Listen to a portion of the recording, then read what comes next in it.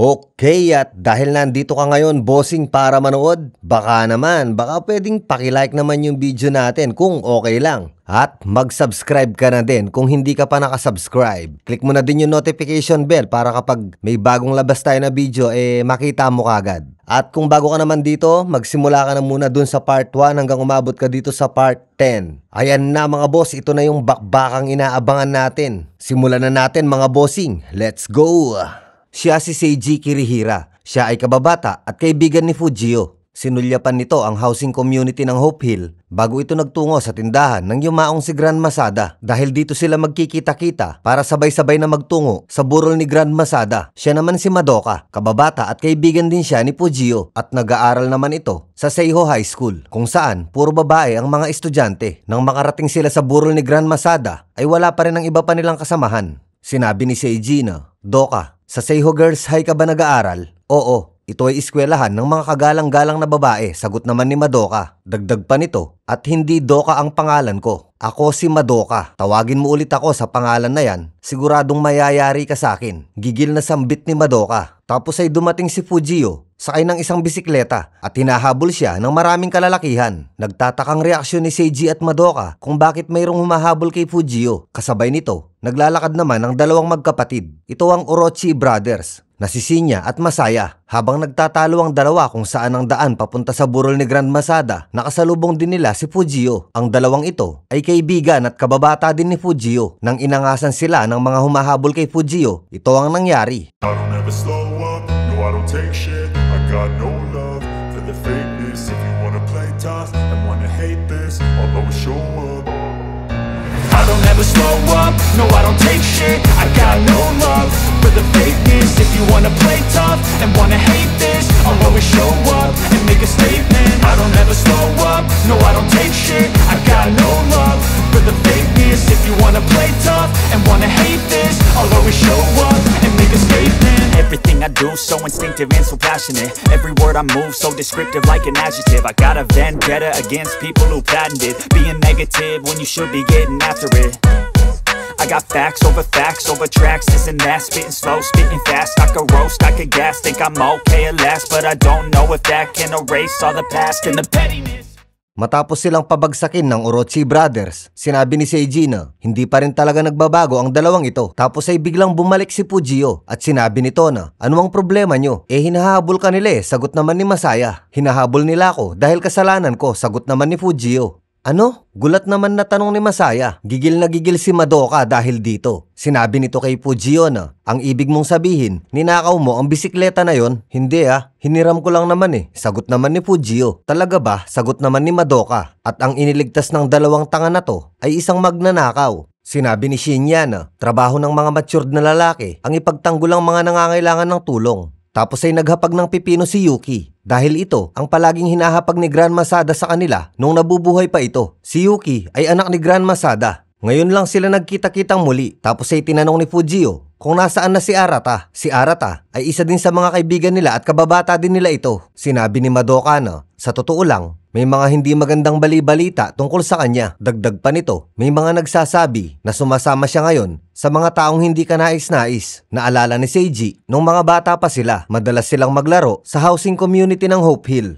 Ito din yung mga panahon na itinuri silang parang tunay na apo ni Grand Masada at si Grand Masada din ang nagbigay ng pare-parehong kwintas na suot nila ngayon. Tapos ay kinumusta ni Fujio ang pag-aaral ni Seiji. Sinabi naman ni Madoka na, "Alam ko ang lahat tungkol sa kanya." Si Seiji ay top 1 sa eskwelahan ng Shutoko. Nagulat at natuwa silang lahat dahil dito. "Maganda yan," sabi naman ni Fujio, "dahil ikaw ang magiging pag-asa ng lugar na walang pag-asa." Pag-asa ng walang pag-asa. Stig, sinabi ni Seiji na, "Ang weirdo naman pakinggan, pag-asa ng mga walang pag-asa." Tapos ay sinabi ni Fujio na dito na siya ulit titira. Ikinatuwa naman nila ito at sinabi ni Masaya na ang pagbabalik ni Fujio. Tapos ay tinanong ni Seiji kung ano ang balak nito sa kanyang pag-aaral. Sinabi ni Fujio na, "Siyempre, babalik ako sa Oya High at ako ang magiging pinakamalakas." Kasabay nito, habang nakatambay ang grupo ni Murayama, biglang dumating si Todoroki at hinamon siya nito dahil hindi nagustuhan ni Todoroki ang naging desisyon ni Murayama na paghiwalayin ang mga full-timer at mga part-timer nang sa ganun ay hindi sila madamay sa mga mapanganib na laban na kinakaharap ng Sword Alliance. Sinabi ni Murayama na, Okay, sige. Mukhang maglalaban na naman tayo. At ito ang nangyari. Cause I don't give a fuck what you say. Yeah, I'ma do shit my way. So you can go kick rocks, I'ma stack bricks up, build what I want to make. Yo, I got a lot of shit to say, so I'ma do this every day. I'll be writing things until I'm fucking buried in my grave. 6 feet deep under, but my body won't decay. Cause my messages are timeless, so they'll put them on display. Oh yeah, I rap with a certainty, I have a sense of urgency. A message for eternity, for everyone internally. I had some people burning me, but now they fucking learn to see I ain't the one to fuck with. Now they looking nervously, and I don't really care what you think of me respectfully. You can kick rocks if you think you're fucking better, see I will outwork you, turn you to an enemy. Hurt you so bad that you're gonna need some therapy. I got the motherfucking recipe, I've been cooking up hits, I'ma leave a legacy. You'll be looking small when you're standing right next to me. I'm 5'10", bitch, but I'm 10 feet next to me. I don't give a fuck what you say. Yeah, I'ma do shit my way.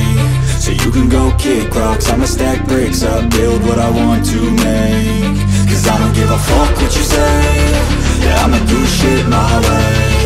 So you can go kick rocks, I'ma stack bricks up, build what I want to make. Yeah, I'ma do it my way.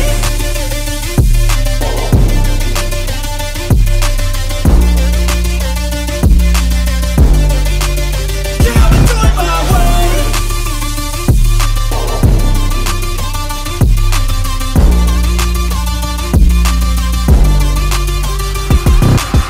I can't contain it, I'm coming out with a statement. You really changed, man, all your music and arrangement. You don't know shit, shut your mouth, you can save it. I'm the same dude that got his come up from the basement. 100 songs, 100 weeks, didn't change it. Experiments, development, intelligence, and patience. I'll do it all again, cause I never feel complacent. Let's keep the good vibes, positivity's contagious. I'm never looking back, cause I made a life that's passionate. A college graduate suppressing all his talents, yeah. He found a way to go and change, become an advocate. For taking control of your life, go out and battle. And you think you have a dream, then act on it. Get after it, get out your head and fucking capture it. You got one life to master it. Don't give up on your future, we all start losers. We're all late bloomers, gotta struggle through the sewer. What you say, yeah, I'ma do shit my way. Kagaya ng dati, hindi na naman umubra si Todoroki. Pagkatapos ng laban na yon, nagsimula na ang bagong kwento sa Oyahay. Habang naglalakad si Jamuo, sinasabi nito sa sarili na masyadong magulo ang mga bagay-bagay ngayon dito sa Oyahay, lalo na nang pinaghiwalay ni Murayama ang mga full-timer at part-timer. Isa na rin sa dahilan ang hindi nila pagturing kay Todoroki bilang isang leader ng mga full-timer. Ano kaya ang problema ni Murayama? Tanong ni Jamuo sa sarili. Hindi nila naiintindihan kung bakit ito ginawa ni Murayama. Nagulat si Jamuo nang bigla siyang tawagin ni Tsukasa at sinabi nito na tawagin mo ang lahat ng mga tauhan natin dahil lalabanan natin ngayon ang Yasukiyo team. Hindi makapaniwala si Jamuo sa sinabi ni Tsukasa at sa wakas ay gising na ang natutulog na leon. Sinabi ni Jamuo na, talaga ba? Seryoso ka? Hindi pa rin ito makapaniwala sa pagbabalik ni Tsukasa at sa hindi nila inaasahan. Biglang dumating si Fujio at sinabi nito na, mukhang maganda yung pinag-uusapan nyo ah. Sinabi ni Tsukasa na, mabuti naman at bumalik ka na. Sobrang saya ni Tsukasa sa pagbabalik ni Fujio at si Jamuo naman ay sobrang excited. Sinabi ni Fujio na, bakit ba sobrang excited mo? Sinabi ni Tsukasa na, nasa magandang timing kasi ang pagbabalik mo. Sinabi ni Fujio na, kwentuhan nyo naman ako tungkol dito sa Oyahay dahil bagong balik lang ako dito. Sinabi ni Jamuo na, ang Oyahay ngayon ay nasa kalagitnaan ng isang matinding labanan dahil nagtatalo-talo ang bawat gang dito kung sino talaga ang pinakamalakas sa kanila. Talaga ba? Tanong naman ni Fujio. Dagdag pa nito, parang nakakapanabik talaga ang mga eksena dito ngayon na. Sinabi ni Tsukasa na, kung gusto mong maglibang, sumunod ka sa akin. Sa bakanting espasyo sa ibaba, nagharap ang mga tauhan ni Tsukasa at ang mga tauhan ng Yasukiyo team. Sinabi ng tauhan ni Tsukasa na, tapusin na natin to ngayon. Dapat lang, sagot naman ng tauhan ng Yasukiyo team. Tapos ay dumating na sina Tsukasa kasama si Fujio at Jamuo. Sinabi ng tauhan nito na, pwede na ba naming gulpihin tong mga to? Sinabi ni Tsukasa na, oo ba? Pwede naman. Pero magmula ngayong araw na to, ang magiging leader natin ay ang lalaking ito. Tapos ay tinuro nito si Fujio. Sa una ay umangal ang mga tauhan ni Tsukasa dahil hindi nila kilala si Fujio. Sinabi ni Fujio na, kung ganun, okay lang naman sa akin yun. Sinabi pa nito na, ikinagagalak ko na makilala kayo. Sinabi ng tauhan ng Yasukiyo team na, may hipon pala sa eskwelahan natin. Tapos ay nagtawanan ng mga ito. Sinabi ni Jamuo na, naku po, yari ka ngayon. Sinabi ni Tsukasa na, hoy mga tanga, katapusan nyo na ngayon. At ito ang nangyari.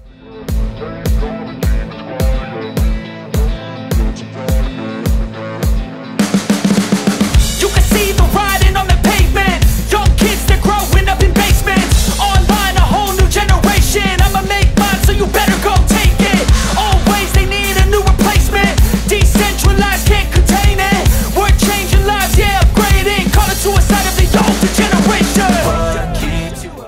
Bago niya bigyan ng last hit ang kalaban, sinabi nito na, "Ako si Hanaoka Fujio." Nang mapatumba niya na lahat, sinabi nito na, "Magmula ngayong araw na to, papasok na ako dito sa Oyahai." Sinabi ni Tsukasa na, "Magmula ngayon, mas mag-i-enjoy ka na sa mga susunod na laban." Gigil na gigil si Kiyoshi at Yasushi sa pagdating ni Fujio. Sa rooftop, ipinaliwanag ni Jamuo kay Fujio kung bakit ganito ang mga pangyayari ngayon sa Oyahai. Sinabi nito na, nagdesisyon ng leader ng Oyahai na paghiwalayin ng mga full-time at mga part-time student at bawal makialam ang mga full-time student sa laban ng mga part-time student. Dagdag pa nito, sa pagkakaalam ko, si Todoroki ang leader ng mga full-time student. Subalit walang may gusto na sumunod sa kanya, kaya dalawa lang ang miyembro nito. Bakit naman ganon? Tanong naman ni Fujio. Tapos ay tinanong din ni Jamuo si Tsukasa. Sinabi nito na, sa totoo lang, isa ako sa mga ayaw sumunod sa kanya. Kung may susundan ako, kay Murayama ako susunod at hindi kay Todoroki. Siya ang pinakamalakas sa mga full-time student, hindi ba? Tanong naman ni Fujio. Oo, sagot naman ni Tsukasa. At mas malakas pa siya sa'yo. Subalit tayo kung sumali sa gang niya. Sinabi ni Jamuo na, ngayon ay nagkaroon ng malaking kaguluhan sa mga full-timer. At kabilang sa pinakamalakas ang Chunchun faction na pinamumunuan ni Nakagoshi at ni Nakauka. Si Nakagoshi ang may hawak ng second year level at si Nakauka naman ang may hawak ng first year level. At sobrang dami nila, sinabi ni Tsukasa na, pero hindi sila ang problema natin. Ang kalaban natin ngayon ay ang Yasukiyo team.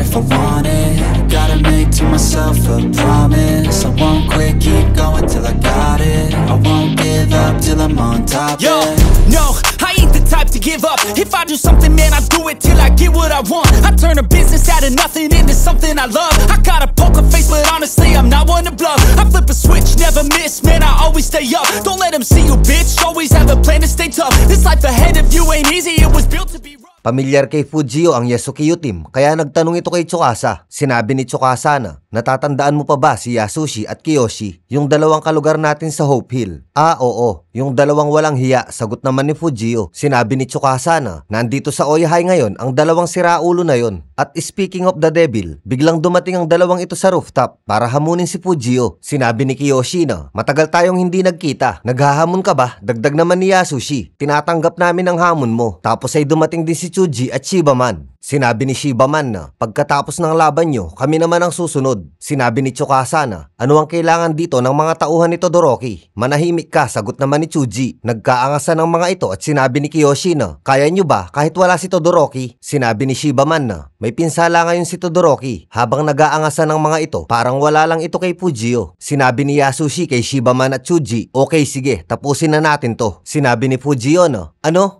Lahat tayo dito ngayon ay nagmula sa iisang lugar. Tapos ay tumawa ito ng tumawa at natahimik ang lahat. Sinabi nito na, para din pala itong isang reunion. Sinabi ni Kiyoshi kay Fujio na, pinagtitripan mo ba kami? Tama ka, sagot naman ni Fujio. Tapos ay sinabi nito na, pumanaw na si Grand Masada. At nagulat ang lahat dahil dito. Dahil silang lahat ay malapit kay Grand Masada kahit hindi sila magkakaibigan noon. Dagdag pa nito, babaunin natin ang mga alaala ni Grand Masada habang nabubuhay tayo. Tama ba ako? Tanong nito sa lahat. Tapos ay tinanong nito kung paano nagkaroon ng pinsala si Doroki. Sinong Doroki? Sagot naman ni Chuji. Yun yung leader nyo, di ba? Sagot naman ni Fujio. Tapos ay sinabi nito na, okay sige, ganito ang gagawin natin. Kapag magaling na ang pinsala ni Doroki, tsaka tayo magdidesisyon kung sino ang pinakamalakas sa ating lahat. Sa kabilang banda, makikita natin ang isang lalaki na naglalakad sa isang tagong gusali na kung saan nagaganap ang mga hindi ka nais-nais na gawain. At dito ay nakipaglaban ng lalaking ito.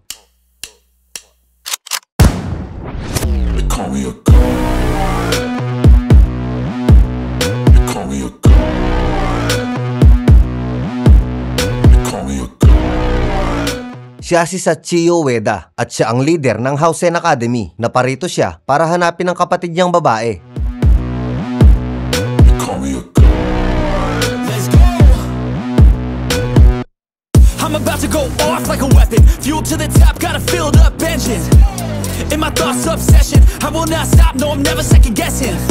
I got a God complex. Haters love to hate, but I never feel pressed. Got a lot on my plate, but I never get stressed. I'll take all the pressure like I'm acing this test. Oh!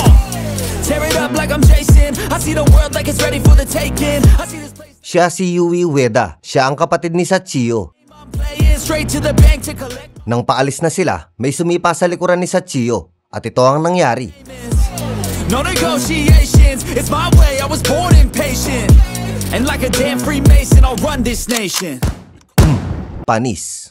Habang paalis ang dalawa, sinabi ni Yui na, "Huwag ka ngang umarte na parang isang ama." Sinabi ni Sachio na, "Wala akong pakialam sa mga ginagawa mo. Siguraduhin mo lang na hindi mo papaiyakin ang ating ina." Si Yui ay nag-aaral sa Seiho High School, kung saan ang eskwelahan din ni Madoka. At magkakilala ang dalawang ito. Si Yui ay kasapi sa brass band club na pinamumunuan ni Madoka. Hindi na uma-attend sa practice si Yui at nasasangkot ito sa mga hindi magagandang gawain dahil nagre-rebelde ito sa kanyang kuya. Sinabi ni Madoka na, "Akala ko ay magpa-practice ka na ulit. Wag mong sabihin sa akin na aalis ka na." Tapos ay ibinigay nito ang clarinet ni Yui at sinabi nito na, "Inalagaan ko yan." Nang maiiyak na si Yui, ay inaya siya ni Madoka na magsimula na sa pag-iensayo. Tapos ay napansin ni Yui na parang may nagmamasid sa kanya. Sa Oyahay naman, nagkasalubong ang grupo ni Fujio at ang grupo ni Todoroki. Bago pa matapos si Tsukasa na sabihin kay Fujio na siya si Todoroki, inunahan na siya nito. Sinabi ni Fujio na, "Ikaw ba si Todoroki?" Dagdag pa nito, "Pag gumaling na ang pinsala mo, ako ang unang lalaban sa'yo. Aasahan kita." Sinabi ni Todoroki na, "Gusto mong makuha ang top?" Nang may sasabihin sana si Fujio, bigla siyang inatake ni Todoroki. Subalit, naharangan ito ni Fujio. Sinabi ni Fujio na, "Sinabi ko na sa'yo, hihintayin kitang gumaling." Habang nasa CR si Fujio, narinig nito na may nagtatalo sa may gawing likuran. Nang silipin niya ito, nakita niya ang tatlong kalalakihan na may pinag-aagawan na kung anong bagay. Sinabi nito na, "Bakit kayo nagtatago dyan? Ang lugar na yan ay para sa isang tao lang." Tapos ay sinama niya ang mga ito sa rooftop at dito ay nalaman nila mula kay Jamuo na ang pinag-aagawan nila ay isang red drum. Nagtataka si Fujio dahil hindi niya alam ang tungkol dito. Kasabay nito, habang nagpapahinga si Murayama, hindi sinasadyang narinig niya ang tungkol dito. Mahigpit na ipinagbabawal ni Murayama ang paggamit ng droga sa Oyahay. At dahil dito, kaagad na nagpatawag ng pagpupulong si Murayama para sa mga part-time student para pag-usapan ng tungkol sa red drum. Nagulat si Furuya tungkol dito. Sinabi ni Murayama na, "Narinig ko na muling kumakalat ang red drum dito sa Oyahay." Dagdag pa ni Nakabayashi, "Sa pagkakaalam ko ay mayroong pusher sa mga full-time student. Saan kaya nanggaling ang mga red drum? Sa Kuryo na naman?" Tanong naman ni Nakazono. "Hindi ko alam." Sagot naman ni Nakakuki. "Ano ang gagawin natin?" Tanong naman ni Seki kay Murayama. Tapos ay biglang nagwala si Murayama. Nagulat ang lahat dahil galit na galit ito. Sinabi ni Murayama na, "Ano na ang nangyayari sa mundo?" "Ano ang nangyari sa'yo?" Tanong naman ni Furuya. Sinabi ni Murayama na, "Natanggal na naman ako sa trabaho. Mamamatay na ako sa gutom nito." Sira ulo. Sinabi ni Seki na, "Huwag ka nang mag-alala. Ako na ang bahala sa'yo." "Ano ang magagawa mo?" Tanong naman ni Murayama. "Ipapakilala kita sa tatay ko." Sagot naman nito. Tapos ay tuwang-tuwa si Murayama dahil dito. Kinabukasan, nakaharap na ni Murayama ang ama ni Kotaro Seki. Sinabi nito na, "Ikaw ba si Murakami?" Murakami.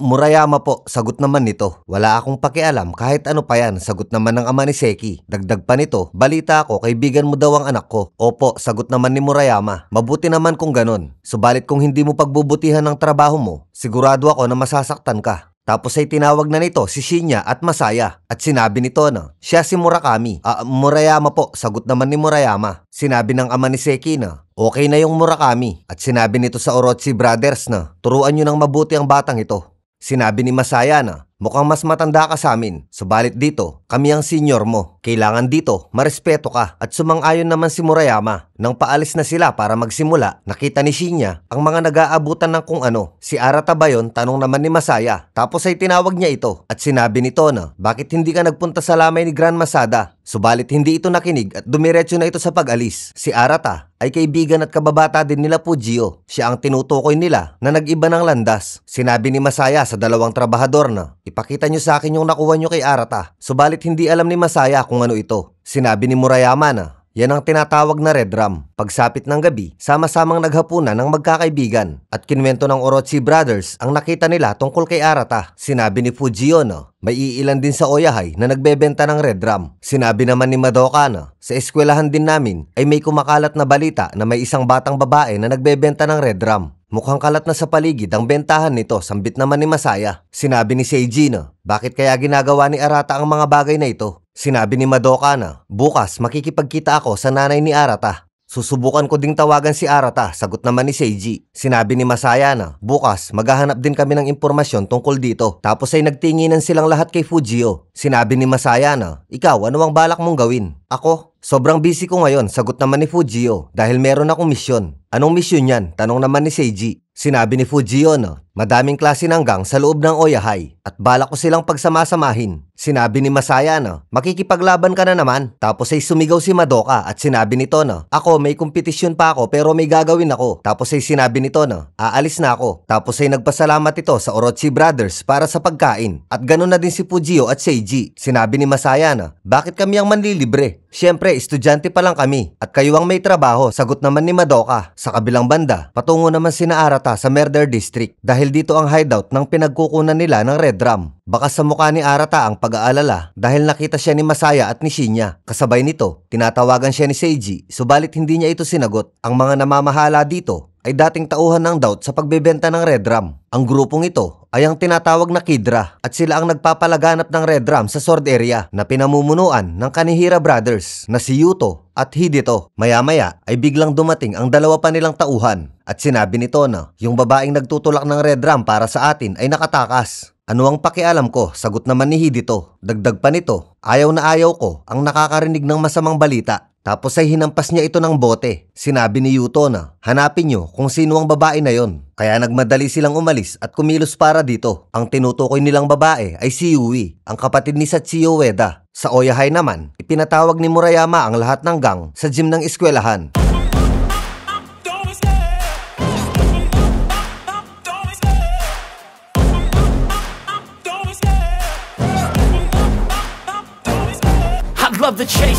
Sinabi ni Todoroki na, nandito tayong lahat ngayon para desisyonan kung sino ang pinakamalakas sa lahat ng full-time student. Tama ba ako, Murayama? Hindi, sagot naman ni Murayama. May pinsala ka pa nga sa mata eh. Ay, oo nga pala, ako nga pala ang may gawa niyan. Pang-aasar pa nito. Sinabi ni Kiyoshi na, ang ibig mo bang sabihin, nilabanan mo na naman si Murayama? Sinabi naman ni Nakauka na, bago mo labanan si Murayama, talunin mo muna kami. Tapos ay biglang nag-init ang ulo ni Furuya. At sinabi ni Murayama na, tawagin niyo akong Mister ha, Mister Murayama. Tapos ay biglang nagalak at humanga si Fujio. Sinabi nito na, ikaw pala si Murayama. Sinabi naman ni Murayama na, Mister Murayama, dahil ako ang senyor nyo. Sa sobrang tuwa ni Fujio ay patangu-tangu na lang ito. Tapos ay sinabi ni Murayama na, nabalitaan ko na may nagtutulak ng Red Rum dito sa Oyahai. Sino sa inyo ang may kagagawan nito? Walang kahit na anong klase ng droga ang pwede dito sa Oyahai. Kung sino man ang magtatangka ay papatayin ko. Sinabi ni Jamuo na, ayon sa nabalitaan ko, kalat na ang Red Rum sa loob at labas ng Sword Area at problema na din ito ngayon sa Hausen Academy. Pati sa Hausen, tanong naman ni Todoroki. Oo, sagot naman ni Jamuo. Sinabi ni Murayama kay Jamuo na, total, alam mo lahat ng balita, ipaliwanag mo sa kanilang lahat. Tuwang-tuwa si Jamuo dahil dito at sinabi nito na, may isang eskwelahan na kung tawagin ay Murder Corps. Ito ay ang Hausen Academy na matatagpuan sa syudad ng Towaroshi. Ang mga miyembro ng Hausen ay puro mukhang roll-on, maliban sa mga leader. Tapos ay tinanong ni Fujio kung ganun ba kalakas ang grupo ng Hausen. Sinabi ni Jamuo na, maniwala ka man o hindi, sobrang lakas ng grupo na to. Narinig ko na ang tungkol dito, sagot naman ni Tsukasa. Dagdag pa nito, ang mga leader nila ay ang Osawa Hitoshi. Tama ba? Tanong nito kay Jamuo. Tama, sagot naman ni Jamuo. At tinanong ni Fujio kung ano ang Osawa Hitoshi. Sila ang The Four Emperors na namumuno sa Hausen, sagot naman ni Tsukasa. Ito ay sina Odaji Mayuken, Shoji Sawamura, Jinkawa Eimei, at si Kenzo Shida. May isa pang leader na kumokontrol sa apat na yan, hindi ba? Tanong naman ni Todoroki. Sinabi ni Fujio na, ang ibig mong sabihin, may isa pa na mas malakas sa apat na emperor? Sinabi ni Jamuo na, sobrang dami ng mga yon kapag umaatake sila. Tuwang-tuwa si Fujio sa balitang ito at sinabi nito na, mukhang malakas nga ang grupo na yon. Yan ang gusto ko. Sinabi ni Murayama na, wala akong pakialam sa ibang lugar. Basta dito sa Oyahai, bawal ang kahit na anong droga. Dagdag pa nito, kayong lahat ng mga full-time student, siguraduhin nyo na susunod kayo sa batas ng Oyahai. Yun lang ang gusto ko. Tapos ay nagaya na itong umalis. Nang susundan ni Fujio si Murayama, ay bigla siyang hinarang ni Nakagoshi. At sinabi nito na, ako to si Nakagoshi na nagmula sa 5 Juice. Goshi, ikaw na ba yan? Tanong naman ni Fujio. Sinabi naman ni Nakagoshi na, oo, ako nga ito. Hawak ko na ngayon ang first year level at ang second year level. Sinabi ni Nakagoshi kay Nakauka na, siya yung lalaki na kinukwento ko sa'yo. Dagdag pa nito, magmula ngayon, susunod na kami sa'yo. Isinuko ni Nakagoshi ang kanyang grupo kay Fujio. Natuwa si Murayama kay Fujio dahil sa narinig niya. Tapos ay bumalik si Murayama at sinabi nito kay Todoroki na, meron ng lalaki na yon na wala ka. Ang tinutukoy nito ay si Fujio. Dagdag pa nito, Kahit matalo mo ko, mukhang hindi susunod sa'yo ang karamihan. Sinabi ni Fujio na, ikinalulugod ko na pamunuan kayo. Tapos ay nagbigay sila ng respeto kay Fujio. Nang aalis na si Murayama, muli siyang sinundan ni Fujio at sinabi nito na, teka lang Mr. Murachi. Murachi. Ano yon? Sagot naman ni Murayama. Sinabi ni Fujio na, kapag ako na ang leader ng mga full-time student, maari ba kitang makalaban? At ito lang ang isinagot ni Murayama. Tapos ay umalis na ito. Sa kabilang banda naman sa Housen Academy, nagpakita ng respeto ang mga mukhang roll-on sa pagdating ng kanilang leader. Siya si Sachio Ueda. At dito ay pinuproblema din nila ang pagkalat ng red drum. Ipinakita ni Yuken ang isang bote na nakuha nila. Sinabi nito na, kagaya ng hinala ko, ito nga ay isang red drum. Tapos ay tinawag ni Sachio si Sabakan. Sinabi nito na hindi pa malinaw sa ngayon kung saan ito nanggaling. Sinabi ni Sachio na magpatuloy kayo sa paghahanap ng impormasyon. Tapos ay niyakap ni Jinkawa si Sabakan at sinabi nito na hindi ka nag-iisa sa trabaho na to. Kasama mo kami sa paghahanap ng impormasyon. Nang paalis na sina Jinkawa at Sabakan, tinawag naman siya ngayon ni Kenzo at sinabi nito na may nakakalimutan ka yata ang gawin. Sabihin mo na kay Sachio kung ano ang nangyari noong isang araw at ayusin mo ito. Sinabi ni Yuken na hindi ko nakita si Sawamura ngayong araw. Sinabi naman ni Sachio na may ipinagawa akong pabor kay Sawamura at sinabi nito na tara na, tumulong tayo sa pag-asikaso nito. Tapos ay pinigilan siya ni Yuken at sinabi nito na kailangan ka namin dito para asikasuhin ang naging problema natin sa Nanamori Industrial High. Tapos ay bumalik si Sabakan kasama ang iilang mga roll-on at humingi sila ng pasensya kay Sachio. Tapos ay pinagalitan ni Sabakan ang iilang mga roll-on na ito at sinaktan niya ang isa sa kanila. Tapos ay binawalan siya ni Sachio at sinabi nito na ang nakaraan ay nakaraan na. Ang importante ay kung paano ito aayusin ngayon. Pupunta ako sa Nanamori Industrial High para humingi ng pasensya. Nang may sasabihin sana si Sabakan, pinahinto siya kagad ni Sachio at sinabi nito na manatili kayo dito, pupunta ako ng mag-isa.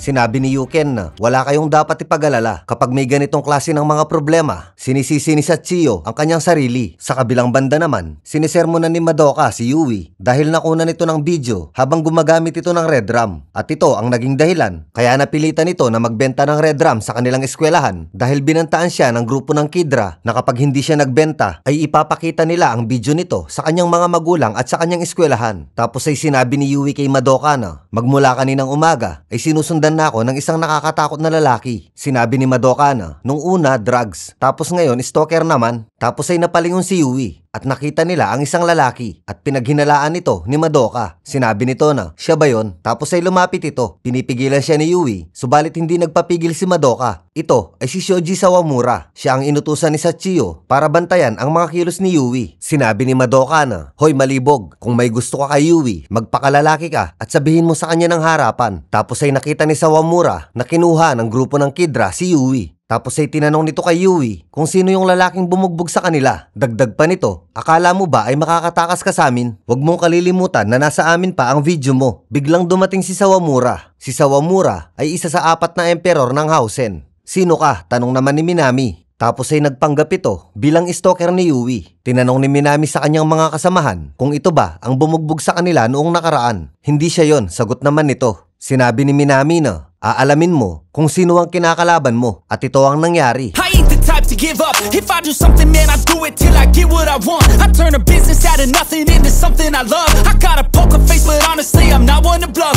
I flip a switch, never miss, man. Sinabi ni Madoka na kayo pala ang nag-video at nag-blackmail kay Yui para magbenta ng red drum. Nanggigil si Sawamura nang marinig niya ang tungkol dito. Taga-Housen ka ba? Tanong naman ni Yui. Dahil nakita nito na suot ni Sawamura ang uniforme ng Housen na pang-ibaba. Nalaman na din ni Minami na nagmula ito sa Housen. Nang itatanggi sana ito ni Sawamura, biglang dumating ang mga kasamahan ni Minami at nakatakas sila. Sinabi nito na tatandaan namin ito. Sa kabilang banda naman, habang nakatambay si Tetsuo at Chiharu, biglang dumating si Masaya. Si Chiharu at Masaya pala ay magkaibigan at dati silang magkasama sa isang housing state. Tinanong ni Tetsuo kay Chiharu kung sino ito. Sinabi ni Chiharu na kaibigan ko siya. Siya si Masaya. Sinabi ni Masaya kay Chiharu na may itatanong sana ako sa'yo. Sinabi ni Chiharu na nandito ba ang kapatid mo? Oo. Ayun siya oh, sagot naman ni Masaya. Kagaya ni Tsukasa, natatakot din si Chiharu kay Shinya. Sinabi ni Masaya na, huwag kang mag-alala, hindi naman siya galit ngayon. Sobrang saya nga niya oh. Tapos ay tumawa ng tumawa si Tetsu. Ano nga pala ang itatanong mo? Tanong naman ni Chiharu kay Masaya. Sinabi ni Masaya na, itong nakaraan, may mga impormasyon na kumakalat na naman ng Red Ram sa lugar na to. May alam ka ba tungkol dito? Sinabi ni Tetsu na, nagtrabaho siya dati sa factory ng Red Ram. Talaga? Seryoso ka? Tanong naman ni Masaya. Sinabi nito na, kung may alam ka tungkol dito, sabihin mo sa akin. Sinabi ni Chiharu na, ang Red Ram ay ang pinagkakakitaan ng Kuryo dati at tinutulungan sila ng grupo ng Doubt. Sinabi ni Masaya na, ang ibig mong sabihin, ang Doubt ang nagtutulak ng Red Ram? Hindi, sagot naman ni Chiharu. Dahil pagkatapos ng laban sa Kokuhakudo, wala na kaming nabalitaan na kahit na ano tungkol sa Doubt. Ano naman ang tungkol sa factory na pinagtrabahuhan mo? Tanong naman ni Masaya. Matagal nang nawasak yon, sagot naman ni Chiharu. At kasalanan niya yon, dagdag naman ni Tetsu. Kaya nagtataka si Chiharu kung bakit kumakalat muli ang Red Ram. Sinabi ni Masaya na, kung ano man ang dahilan, babalitaan na lang kita kapag may nalaman ako. Kasabay nito, habang nagtatrabaho si Murayama, nagalit ang kanilang boss dahil hindi daw nasunod ang nakalagay sa plano. Kaya medyo nasermonan ng Orochi Brothers sa ama ni Seki. Siya si Haruyama Koichi o mas kilala bilang Parko. At siya ang nagtatag ng Parko Endangerers. Ang Parko Endangerers ay kabilang sa mga gangster ng Kraus. Tapos ay inaya siyang lumabas ng ama ni Seki at sinundan ito ni Murayama para kumprontahin ito. Subalit natigilan ito sa narinig niya at nakita ni Murayama na may pinapaabot itong pera para sa mga trabahador. Sa madaling salita, nagpapanggap lang na galit si Parko. Subalit ang totoo, ito ay isang mabuting tao. Sinabi ni Shinya kay Murayama na, yung lalaki na yon, ang pinapangarap naming maging katulad. Kagaya namin, dati lang din siyang construction worker. Subalit sa pagsusumikap niya, ay narating niya ang lahat ng ito. At sinabi din ni Masaya kung gaano kasikat si Parko. At kinwento nga nito ang tungkol sa Parko Endangerers. Sinabi ni Murayama na, ang lamya naman pakinggan. Tapos ay biglang sumulpot si Parko at umalis na rin ito. Tinanong ng ama ni Seki si Murayama kung nag-i-enjoy ba ito sa trabaho niya. Sinabi nito na, hindi pa po sa ngayon. Sinabi ng ama ni Seki na, itigil mo na ang pagiging bata at magpaka-matured ka na. Madaming pangarap ang mga bata, subalit walang natutupad sa mga ito. At para matupad yon, kailangan mo munang maging matured. Dagdag pa nito, pagkatapos ng trabaho nyo, kakain tayo sa labas, Murayama. Sa wakas ay tinawag niya ito sa tunay niyang pangalan. At ikinatuwa naman ito ni Murayama. Samantala sa isang dambana, nakita ni Sachio na muntik nang mahulog ang isang matanda. Subalit nailigtas ito ni Fujio. At pagkatapos nito, si Fujio naman ang nahulog. Tapos ay binigyan siya ni Sachio ng maiinom. Sinabi ni Fujio na, binigyan mo na ako ng band-aid, binigyan mo pa ako ng maiinom. Tapos ay nagpakilala sila sa isa't isa. Sinabi ni Fujio na, magmula ngayon, tatawagin na lang kitang Sachi. Sinabi ni Sachio na, subukan mo. Ang lamya kaya pakinggan nun. Naging magaan ang loob ng dalawang ito sa isa't isa kahit hindi pa sila lubusang magkakilala. Isang gabi, tinawagan ni Murayama si Cobra para kumustahin ito at dahil gusto rin niya itong makausap sa personal. Sa kabilang banda naman, patagong binisita ni Arata ang puntod ni Gran Masada dahil umiiwas ito sa kanyang mga kaibigan at dito ay iniwan niya ang kwintas na ibinigay sa kanila ni Gran Masada. Subalit, sinundan pala siya ni Seiji at sinabi nito na, bakit ganitong oras ka bumibisita? Nakukonsensya ka ba? Tapos ay umalis na lang si Arata. Sinabi ni Seiji na, hanggang kailan ka iiwas? Tinanong siya ni Seiji kung bakit nito pinasok ang pagbebenta ng Red Ram. Tumahimik ka, sagot naman ni Arata. Tapos ay sinuntok siya nito at sinabi nito na, hindi na ako ang katulad ng dati, kaya pabayaan nyo na ako. Tapos ay umalis na ito. Sa parehong gabi, naglalakad si Yasushi ng mag-isa nang harangin siya ng mga lalaking mukhang roll-on. At suot ng mga ito ang uniforme ng Hausen. Tinanong ni Yasushi kung sino ang mga ito. Sinabi ng isa sa kanila na, taga-Oyahay ka hindi ba? Tapos ay hinampas niya ito ng bakal.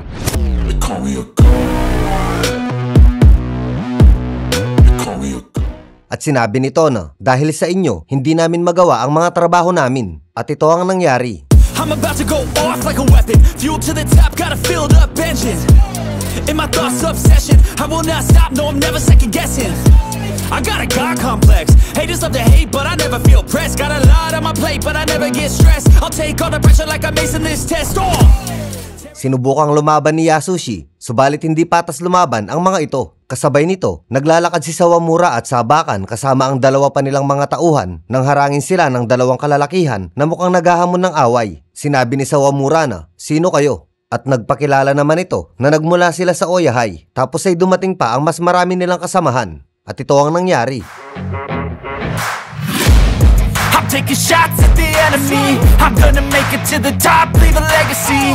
If I got something to say, you better let me speak. Turn it up a new degree, bitch, you ain't seen anything. I pop off with the new rock, electronic, blow the sonic roof up. I'm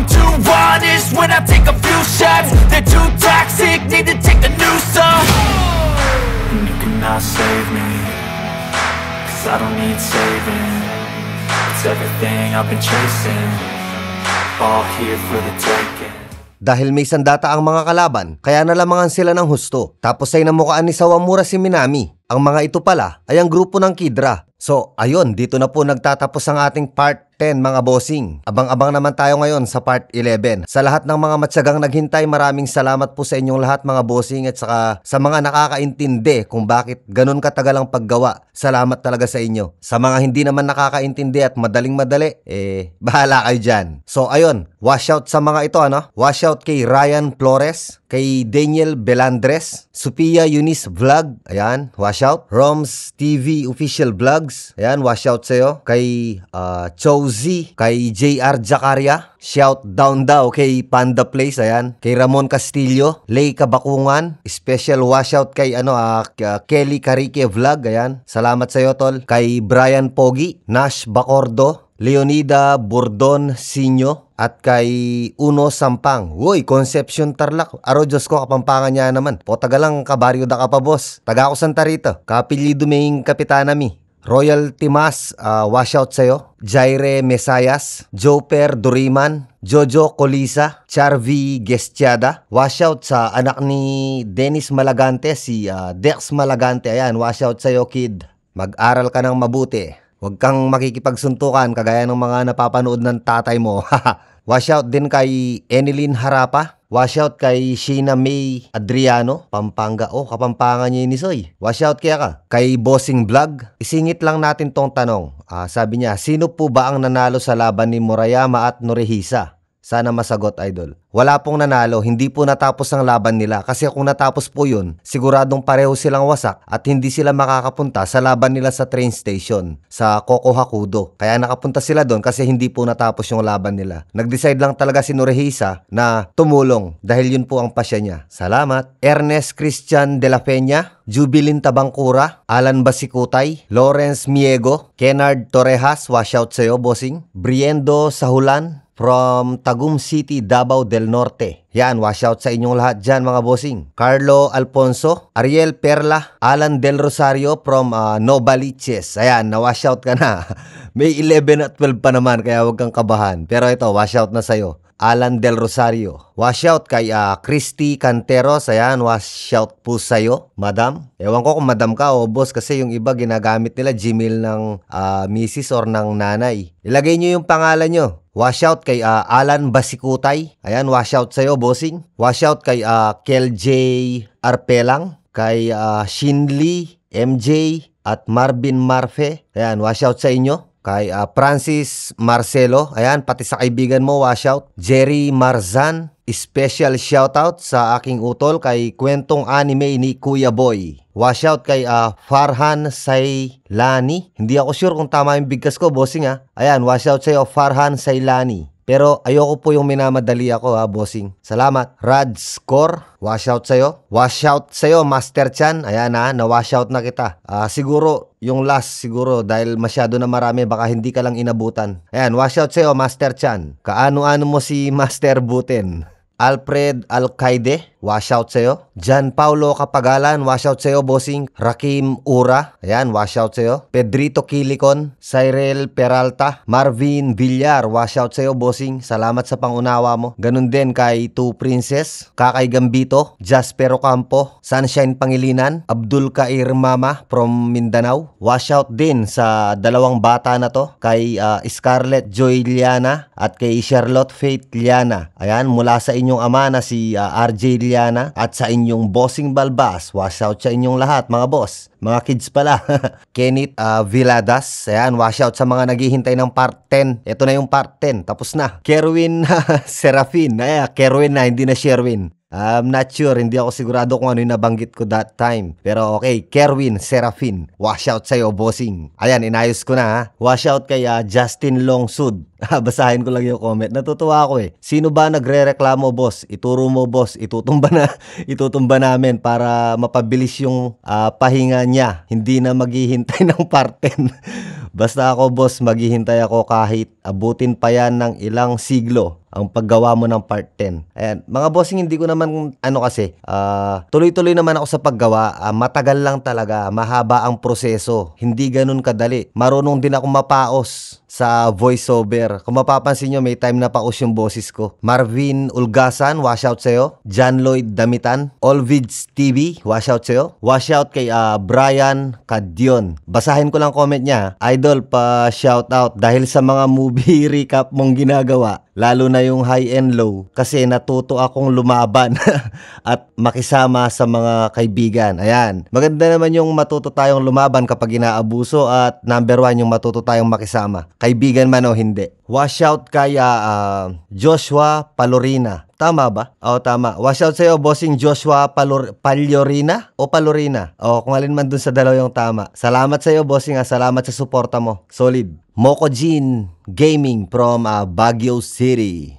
Kay Celestine Zonyo. Ayan, natuwa lang ako sa comment niya. I can't wait, pero maghihintay ako. Di makapaghintay, pero maghihintay. Yun sana, ano? Washout sa'yo, Jesse Jan Valerio Pedro. Basahin ko lang din yung comment niya. Ba't ang gulo po? Nakakonect ang mga nangyayari sa part 9 at sa part 8. Bossing, mukhang ikaw lang po yata yung naguluhan na.